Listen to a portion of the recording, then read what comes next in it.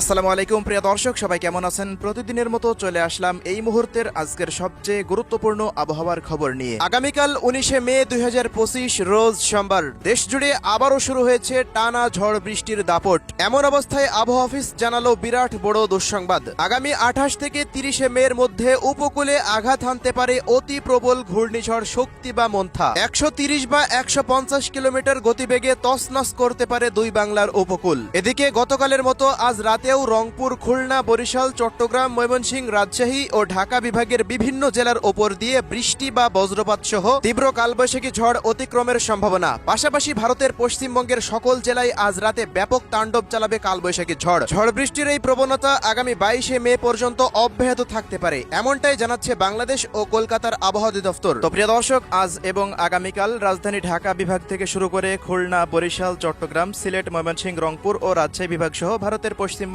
কলকাতা, আসাম, মেঘালয় ও ত্রিপুরা রাজ্যের কোন কোন জেলাগুলিতে আবহাওয়া পরিস্থিতি কেমন থাকতে পারে জানিয়ে দেব। সম্পূর্ণ বিস্তারিত ভিডিওটি শেষ পর্যন্ত দেখার অনুরোধ রইল।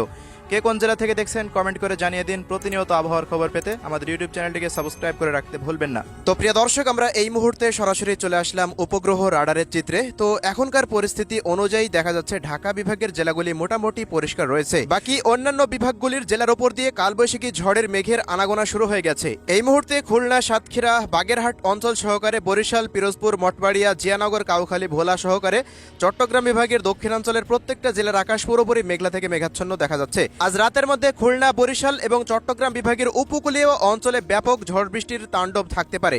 এছাড়া প্রিয় দর্শক, এই মুহূর্তে রংপুর বিভাগের উপরের দিকে তৈরি হয়ে গেল শক্তিশালী কালবৈশাখীর মেঘ। ভারতের পূর্ণিয়া বা দুই দিনাজপুরের ওপর দিয়ে রংপুর বিভাগের প্রত্যেকটা জেলার উপরে আর কয়েক ঘন্টার মধ্যে এই মেঘগুলো বিস্তার লাভ করতে পারে। পরবর্তী সময়ে রাজশাহী বিভাগের জেলাগুলির দিকেও এই মেঘ বিস্তার লাভ করে প্রত্যেকটা জেলাতে বৃষ্টিপাত ঘটাতে পারে। এই মুহূর্তে রাঞ্চি, ধানবাদ, জমশেদপুর, পূর্ণিয়া অঞ্চলের দিকে তৈরি হয়েছে নতুন কালবৈশাখীর মেঘ, যার গতিপথ ভারতের প্রত্যেকটা জেলার উপর দিয়ে অতিক্রম করে পরবর্তী সময়ে রাজশাহী এবং খুলনা বিভাগের দিকে ধেয়ে আসতে পারে গতকালের মতো, এমনটাই দেখা যাচ্ছে। পাশাপাশি সিলেট বিভাগের উপর দিয়েও কিছুটা মেঘের উপস্থিতি রয়েছে। তবে আজ 64টি জেলার উপর দিয়ে বৃষ্টিপাতের সম্ভাবনা না থাকলেও দেশের প্রায় 40টি জেলার উপর দিয়ে আজ রাতে তীব্র কালবৈশাখী ঝড় এবং বৃষ্টি বা বজ্রবৃষ্টি অতিক্রম করতে পারে, এমনটাই রাডারে দেখা যাচ্ছে।